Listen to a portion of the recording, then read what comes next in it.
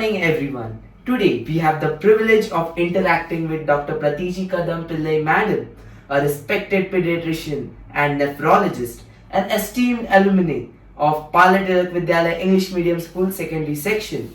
She has dedicated her life to caring for children and guiding parents towards better health practices. On the occasion of World Health Day, we bring to you this special interview to understand how simple daily habits can help children grow healthier, stronger and happier. I am Bendre, the head boy of this Parle Vidyalaya English Medium School, and with me is Dhwani Mehta, head girl of the Parle Vidyalaya English Medium School. Let us now listen to Dr. Pratichi's valuable insights. Good morning, ma'am. Good morning. What are the most important daily habits children should follow to stay healthy? So first of all, thank you for coming into my workspace today. It's a proud moment for me as well as a part of Parle Vidyalaya English Medium School to have this conversation and this interaction between us. So what was your question? What are the most important daily habits? Yes. So it is very difficult to kind of pinpoint only 2 or 3 daily habits to discuss out because there are so many habits which are important for us. So I'll kind of just break them down into habits which involve diet, habits which involve sleep, habits regarding physical activity and habits regarding screen. And you need to have good habits in all of them. I think as we interact more, I'll speak about which specific habits you need in every every part of your life, but there's no specific 1 or 2 or 3 specific habit which needs to be focused on. You need to focus on all the habits equally.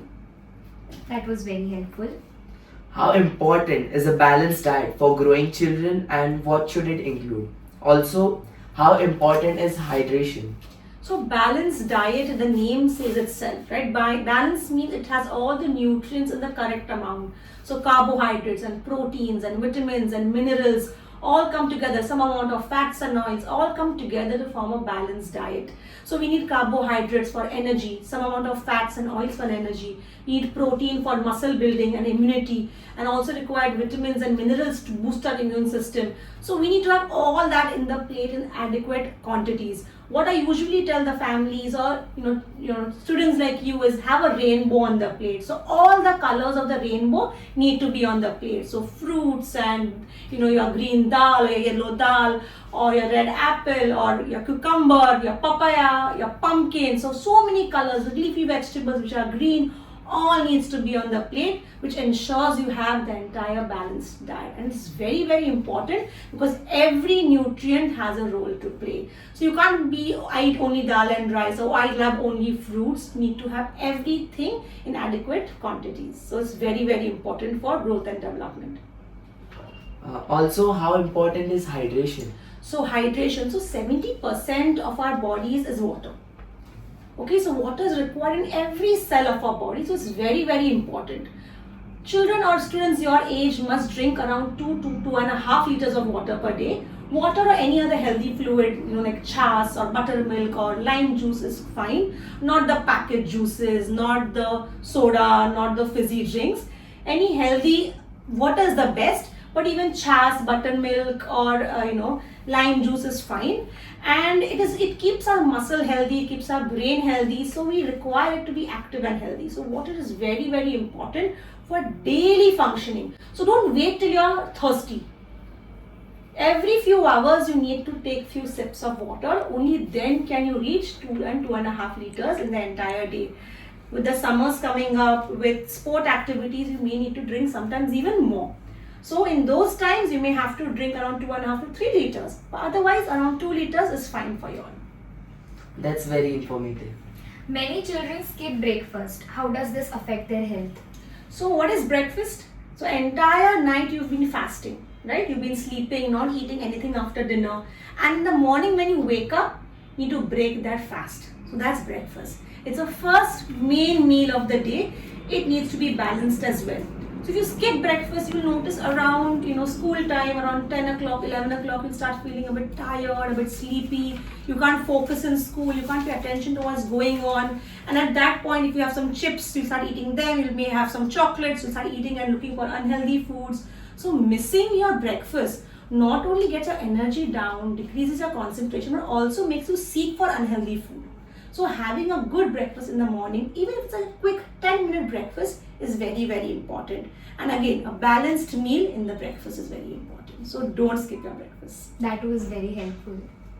So, what are some healthy snack options that children can choose instead of junk food? Yeah, so all of us love snacks, right? So snacks sometimes are good for us. Always focus main on the meals, but between meals you can have some snacks. So healthy options would include nuts. So you have, almonds, walnuts, cashew, pistachio, which are very good as snacks. Even peanuts and chana is very good. Chicky is a very good option which we can eat. And frankly, we stay in a place where we have seasonal fruits available all throughout the year. So the mango season is coming up. We had grapes and strawberry last season. So every few months you have new fruits in the market. So we are never short of, seasonal and fresh fruits. So fruits are very, very helpful. And frankly, in our homes, you always have poha, upma, dosa, which are also very, very good as snacks. So you have a lot of snacks which are easily available. Some snacks which your mom or your dad can make for you. But I think we are blessed to have a good variety of snacks. So please choose those healthy snacks. Sometimes even yogurt or dahi. Yeah. This is a very good snack to have between meals when you feel a bit hungry. It's a good snack to eat. That's very helpful. How much sleep is necessary for a school-going children and why is it important? So very, very important, right? So we need at least 8 to 10 hours of sleep every night. Just like we need to charge our, our mobile phones, our iPads need to be charged, the same way our body needs to recharge at night. And that's what when we sleep, we're not running around, we're not looking here and there, our body gets enough time to recharge. And you won't believe that night time when we sleep is the main time your brain kind of makes new connections. The neurons make new connections. All that you have learned throughout the day gets consolidated together. So it helps in thinking and memory as well. And if you sleep less, you'll be very irritable in the morning, you'll feel tired in the morning, and next day also will not go very well. Another very important thing is the hormone required for growth, which is a growth hormone, is also secreted at night. So sleeping well also makes you taller and stronger and makes you active in so many things. So sleep is very, very important for both mental and physical development. So never skip sleep or decrease the number of hours you sleep. So at least 8 to 10 hours of sleep is very, very important. That was very informative.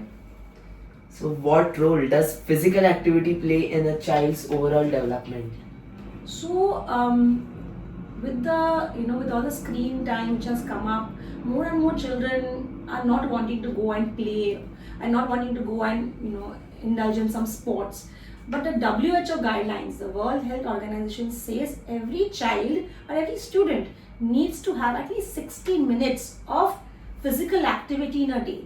That doesn't mean walking to school, coming back from school, just taking a round. An active physical sport needs to be taken up. It could be dance, it could be badminton, it could be swimming, but 1 hour per day is very important. Obviously, it's very good for your muscle development, for your bone development, but it also makes you relaxed. So if you're stressed, you're worried, if you go and have 1 hour of physical activity, you also feel well. So even for your mental well-being, for just enlightening your mood, sometimes physical activity is very good. So for your physical body as well as for your mental, stress levels, physical activity is very, very important. So no skipping, even if there's exams or whatever, 1 hour of physical activity is a must. With increased screen time, what precautions should children and parents take? So screen time has become quite inevitable, right? We need it for everything. It is said that leisure screen time should be around 30 to 60 minutes of leisure screen time, means just enjoying, playing some games or maybe watching TV or something like that. But with the current era, all academics also happen on screen. You may have educational videos, your projects. So a lot of screen time happens which you need for school or for your colleges. If you're having screen time more than 1 hour, you need to always take breaks in the middle. After every 20 minutes, look away from the screen, look away for some time, blink your eyes well so that eyes don't dry up. And we must balance physical activity and screen time. You can't say I have so much of screen time today so I won't be playing. Need to do both. And another thing which is very, very important, and most students don't like it when I say it, is your parents must know what you're watching, which apps you all are downloading, which games you all are playing. Your parents need to know. You may feel you know everything. Of course, you all are very, very, very smart, but bit of parental, advice, a bit of parental guidance is very, very important. So yes, you can have some good apps, you can have some educational videos, but let your parents know what you are watching. That is very important. And avoid screen time before you go to bed. That's very relevant in today's life. So, how can parents encourage children to develop healthy habits from a young age? So, I think parents are the first teachers before you go to school. So, and usually most children model what the parent does. So, if the parent by themselves inculcate good habits in themselves, the children automatically learn. So, doing the right things, cleanliness habits, hygiene habits, diet habits, physical activity habits, active parents will have active children. Parents who eat a lot of unhealthy food will have children who eat a lot of unhealthy food. So it goes hand in hand. So you must behave how you want your children to behave. So that is the most important tip more than anything else to inculcate habits early in life. What are some common health mistakes that children or parents often make? I would say two things come to my mind as soon as you ask that question. The first thing is we have begun to celebrate every important occasion by eating out or ordering in food. So, and especially with all the delivery apps available, you just click and pay and you have food come at your doorstep in 20 minutes. It's become a norm. So, we as children, we used to have, we used to also go out, but now with the click of a finger, you have things coming to your home. The frequency at which we are eating outside food, the frequency at which we are consuming unhealthy food is increasing. So let's find new ways to celebrate an occasion, right? That is the first thing. And second thing, I see what parents usually do, or even children, even students, what they usually do, start looking up on the internet for the symptoms they are feeling. So today my head is paining, what do you think it is? With all ChatGPT and AI going on. So stop trying to diagnose what you or your child has, right? You better go to a health professional and let him or her examine, ask you the relevant questions and come to a conclusion.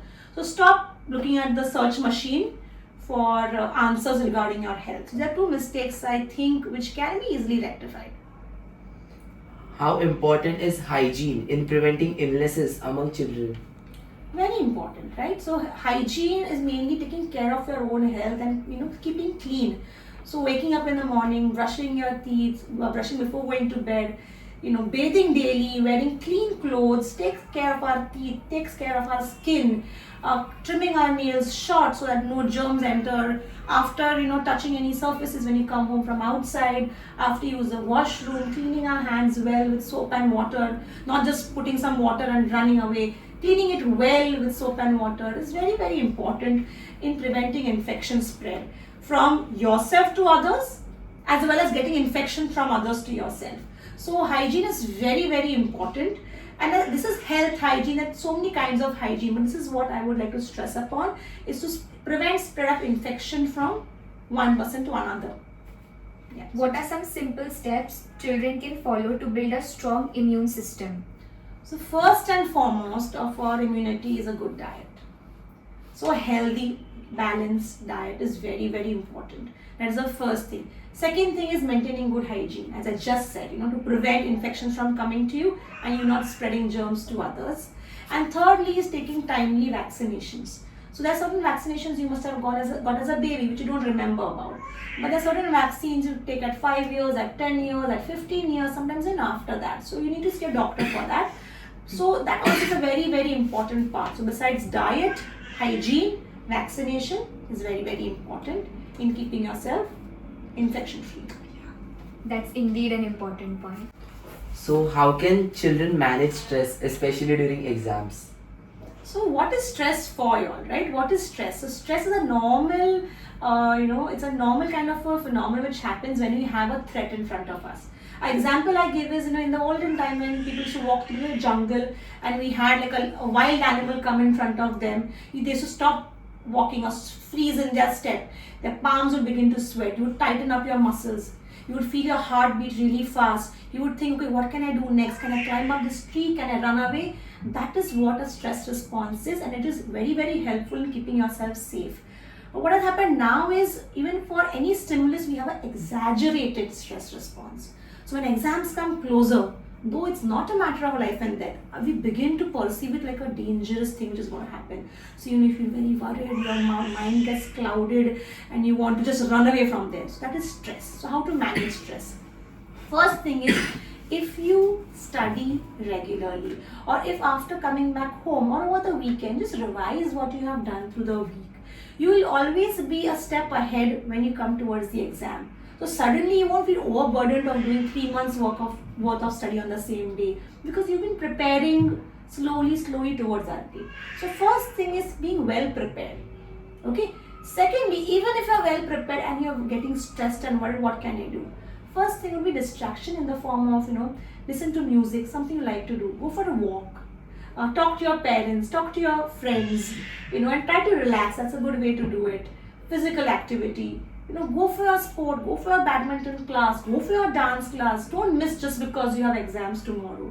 And trust me, if you do 1 hour of, some other activity like a hobby, and you come back, you'll be able to study even better than just staying at home in that one room and reading all the time. If you go outside, you kind of, do something you love, and you come back, your efficiency improves. So always take breaks. And anytime you feel very bogged down by worries or tension of the exams, speak to your parents, speak to your teachers, speak to your siblings, speak to your friends. You always have someone to speak to. So it's always good to speak up. It's not good to kind of keep everything within you. Okay. When should parents consult a doctor regarding their child's health? So never wait till a child actually falls ill to go to a doctor. Annual health visits are very important. So what would you do in these annual health visits? You'll be like, oh, I'm absolutely fine. Why am I going to the doctor? No. Every year your body changes. Is there something you want to discuss with the doctor? That will come up only when you go to visit a doctor. Secondly, you may have some vaccinations coming up. That can be discussed with the doctor. The doctor will check your height, your weight, how you're growing. Is it appropriate? Is it not appropriate? All these things will be assessed. So annual health visits to your pediatrician is very, very important, even when you're feeling well. And of course, when you're not feeling well, so you have a fever, you're having a headache, tummy pain, cough, cold, any other symptom, you will of course go to the doctor, and not go on your phone and look up for your symptoms. You visit a doctor. Otherwise, annual health visits are absolutely essential and which must be done. Thank you. So what advice would you give to children to maintain both physical and mental well-being? We already spoke a lot about it, but one thing I always tell, and especially, we've been in school once upon a time, right? Is always maintain a hobby which will be both physically as well as mentally challenging. And that not only makes you physically strong, but also keeps you light and keeps you happy. And what happens when you're in school, your priority is always studies and exams, so we kind of ignore that hobby and kind of sweep it under the carpet and say, no, I don't have time for this. But trust me, even if you give 1 hour or 1 hour in few days for this hobby, it'll take you a long way going forward.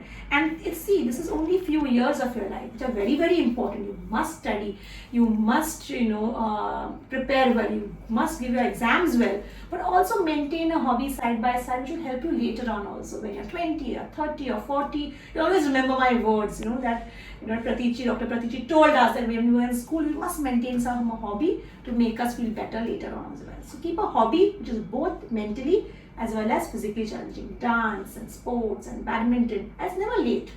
So if you think at 8th grade, 9th grade, now what will I know? No. You can have hobbies when you're 20 or 30. But if you start now, you'll be even better later on. So keep a hobby. Thank you for that advice. Could you share one simple daily routine that children can follow for a healthy lifestyle? So there is no, as I said, there is no protocol or no one routine which can work for all children. Okay, every child is different, every student is different. You are different from her, she's different from her friend. So every child must develop a routine for themselves what suits them. It must include good hygiene habits, it must include balanced diet, it must include physical activity, it must include less screen time and everything we spoke about, but your routine must be decided by you. And be in the moment. So when you wake up in the morning, cherish the breakfast you're having.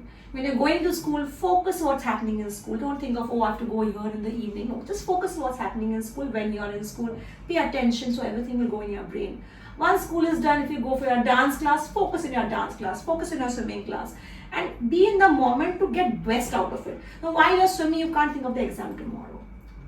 Then what's the point of going for the 1 hour relaxation, right? So be in the moment and take most of that moment. And other habits we already spoke of, take them very, very seriously. They're small habits. And it's noted if you do the same thing over and over and over again for multiple days, it automatically becomes a habit. So there's somebody who doesn't brush at night, like I don't brush at night. If that person starts brushing at night every day for the next 1 month, by the next month, you automatically pick up the brush at night. So it's again never too late to develop a good habit. So these are few things. I'm sure you are smart enough. Make a routine for yourself. Put it on pen and paper and say, this is what I want my ideal routine to be, and try to stick to it. Thank you so much. Thank you, Dr. Pratichi Kadam Pillai, Madam, for sharing such simple, practical and valuable guidance with us. We are especially proud to have you with us today as an alumnae of our institution. Your insights remind us that good health is built through small, consistent habits followed every day. We hope our students and parents will take inspiration from your advice and make positive changes in their daily lives. Thank you once again for your time and valuable guidance. Thank you so much for coming here and having this conversation made with me. It's pleasure is all mine to interact with you all, especially from Parle Vidyalaya English Medium School, and I hope you all learned something from today's conversation. Sure. Sure. Thank you. Thank you.